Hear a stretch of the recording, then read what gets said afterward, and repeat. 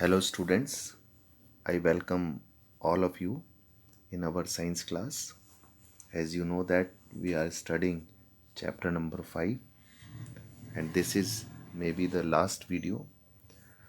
The following topics we'll study in this, that is limitation of fossil fuels, conservation of fossil fuels, and in last technological advancement and energy crisis. Limitation of fossil fuels. We have studied in the beginning of this chapter.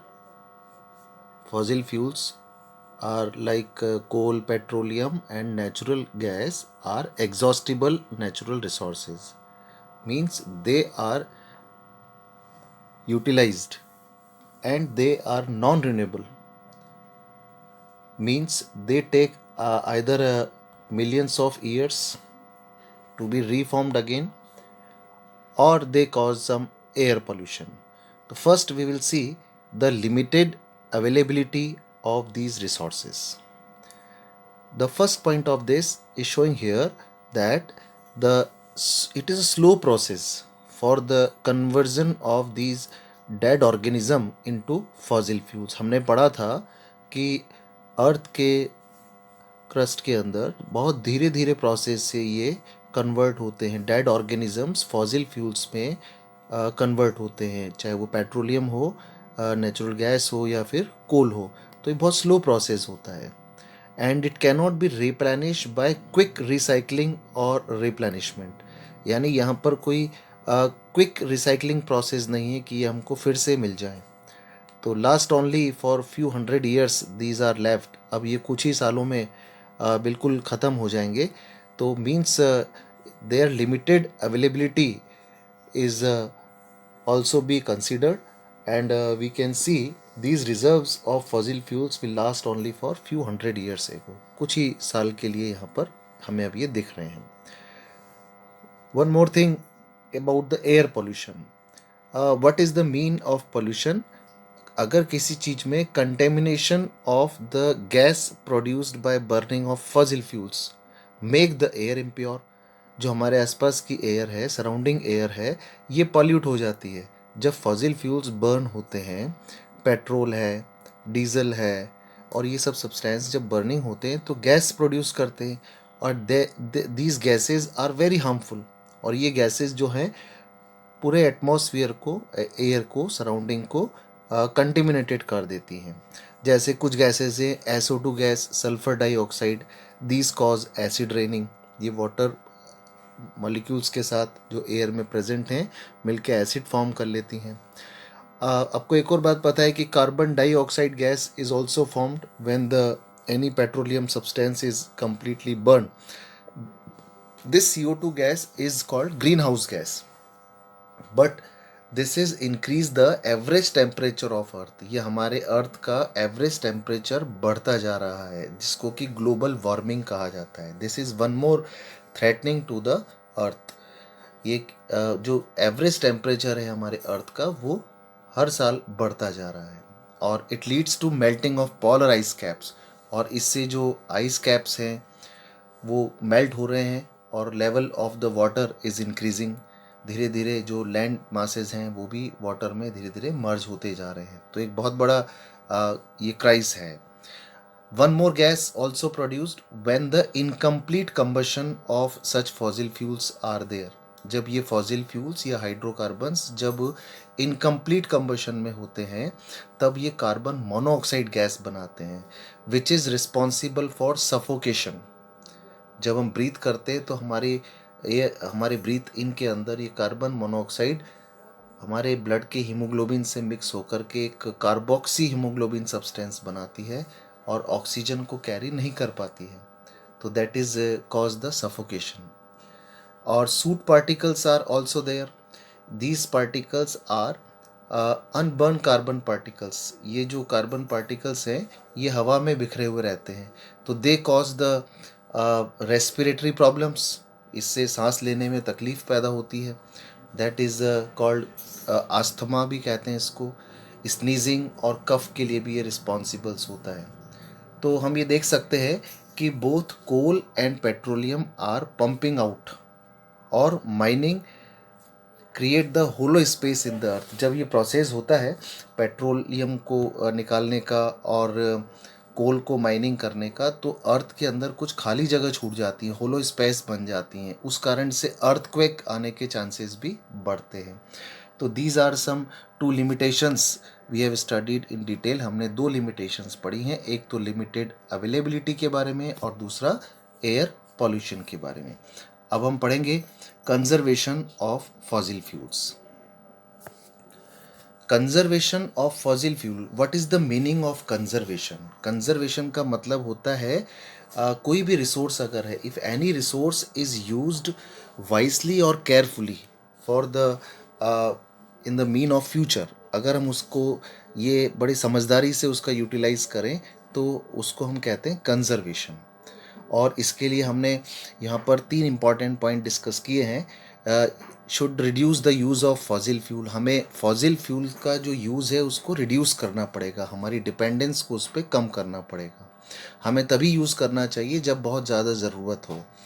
Encourage the alternate renewable sources, हमें दूसरे sources की तरफ भी बढ़ना चाहिए जो nature के अंदर रिन्यूएबल सोर्सेज हैं, जैसे विंड एनर्जी है, सोलर एनर्जी है और हाइड्रो एनर्जी है। Nowadays we can see, हम आजकल हम देख सकते हैं कि विंड एनर्जी, सोलर पैनल्स भी बहुत सारे बनाए जा रहे हैं और वाटर एनर्जी को भी यूज़ करके इलेक्ट्रिसिटी प्रोड्यूस कर रहे हैं। मैकेनिकल एनर्जी वाले मशीन्स बनाई जा रही हैं। Means these resources are also utilise now days.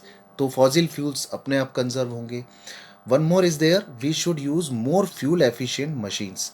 जो भी हम मशीनरी यूज़ कर रहे हैं मोटर व्हीकल्स में या जिस भी इंडस्ट्रीज़ के अंदर जहाँ पर कि फ्यूल यूज़ में आ रहा है, तो वहाँ पर एफिशिएंट मशीन्स हमको यूज़ करना चाहिए जिससे कि फ्यूल का कंजप्शन कम से कम हो। One more important abbreviated word is there, PCRA।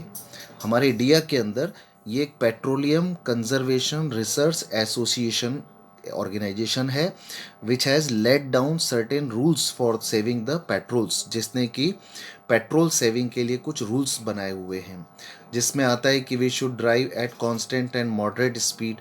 हमें क्या है कि एक कांस्टेंट स्पीड पर ही मोटर बाइक्स को या मोटर कार्स को, व्हीकल्स को यूज़ करना चाहिए, चलाना चाहिए। और जब ट्रैफिक लाइट्स आती हैं तो हमें स्विच ऑफ, इंजन को स्विच ऑफ कर देना चाहिए जिससे कि उसका वेस्टेज ना हो। And we should also ensure about the regular maintenance of vehicles, हमें अपने मोटर व्हीकल्स को रेगुलर मेंटेन करना चाहिए। अब हम देखेंगे next topic, technological advancement and energy crisis. Now see, the demand for energy is increasing due to setting up of new industries and rapidly expanding cities। आप देख सकते हैं कि हमारे आसपास डेवलपमेंट बहुत बढ़ रहा है, इंडस्ट्रीज़ बढ़ रही हैं और बहुत सारे शहर जो हैं वो फैलते जा रहे हैं। Peoples are becoming techno friendly. लोग ज़्यादातर किस पर डिपेंड हो गए हैं? टेक्नोलॉजी पर डिपेंड हो गए हैं। We are continuously setting up large number of industries and developing new technologies to fulfill our needs. Both the developments, यानी कि टेक्निकल डेवलपमेंट में इंडस्ट्रीज़ का डेवलपमेंट है और शहरों का डेवलपमेंट है, दोनों चीज़ें consume tremendous amount of energy. इसमें एनर्जी का जो यूटिलाइजेशन है या कंज्यूमिंग है वो बहुत ज़्यादा है और इसके लिए various machines are used in industries to run electricity. बिजली के बनाने में और कुछ मशीन्स के चलाने में बहुत सारी एनर्जी हमें यूटिलाइज करनी होती है। Some modern methods of agriculture requirement energy के लिए भी चाहिए, जिसमें हमने देखा कि आजकल ट्रैक्टर्स, ट्यूबवेल्स, एग्रीकल्चर इम्प्लीमेंट्स, ये सब चीज़ें इलेक्ट्रिसिटी पर डिपेंड करती हैं। Large amount of energy is consumed by us at home. हमें डोमेस्टिक लेवल पर भी हम बहुत सारी एनर्जी को यूटिलाइज कर रहे हैं। इलेक्ट्रिकल अप्लाइंसेस जिसमें यूज़ हो रहे हैं, इलेक्ट्रिकल गैजेट्स हम आजकल यूज़ कर रहे हैं, जैसे आपके घर में आप देख सकते हैं refrigerator, coolers, ACs, washing machine, mixer grinders, laptops. There are so many things in our surrounding at home consume a huge amount of energy based on electrical energy. Various means of transportation and food processing और storage also required energy. आप देख सकते हैं कि transportation के लिए भी, food के ट्रांसपोर्टेशन के लिए और उनके प्रोसेसिंग के लिए, उनके स्टोरेज के लिए भी एनर्जी का यूटिलाइजेशन हो रहा है. तो वी कैन से कि consume tremendous amount of energy is required for the development of this technology. तो एक टर्म जो हमने यहाँ पर पढ़ी है, technological advancement and energy crisis बढ़ गया है.